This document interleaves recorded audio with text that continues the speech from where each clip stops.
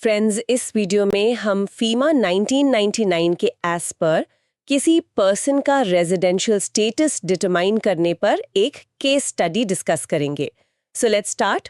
मुंबई में एक बैंक की ब्रांच डिफरेंट पर्सन से multiple account opening request handle कर रही है।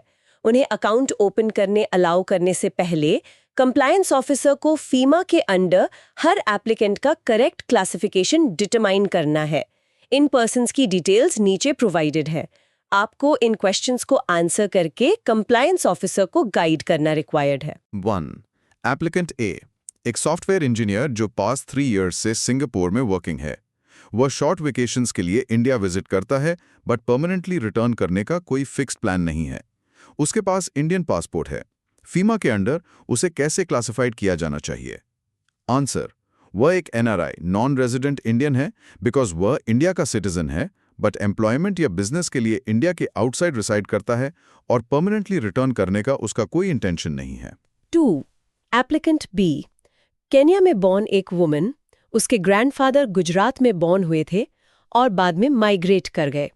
उसके पास केनियन सिटीजनशिप है। वह एक केनियन सिटीजन से मैरिड है और उसने खुद कभी इंडियन सिटीजनशिप होल्ड नहीं की है।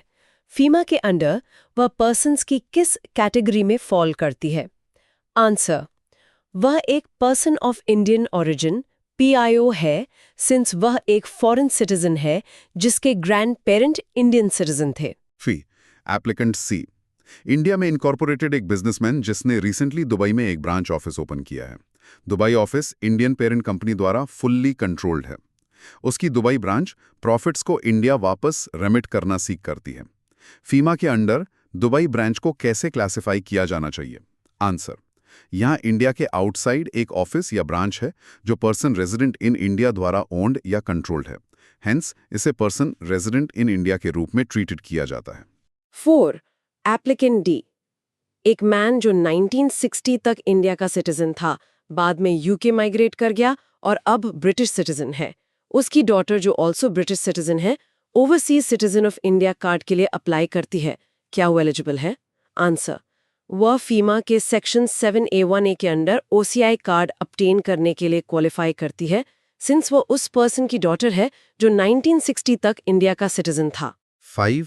पास्ट 30 इयर्स में 10 लाख से ज़्यादा बैंकर्स ने अपने JAIB, CAIB, प्रमोशन और सर्टिफाइड क्रेडिट प्रोफेशनल एग्जाम पास करने में हमारे वीडियो लेसन्स और PDF मटेरियल का यूज़ किया। अगर आप एग्जाम पास करने के अपने चांसेस को इंप्रूव करना चाहते हैं तो हमारे बेस्ट और अपडेटेड कंटेंट को यूज़ करें।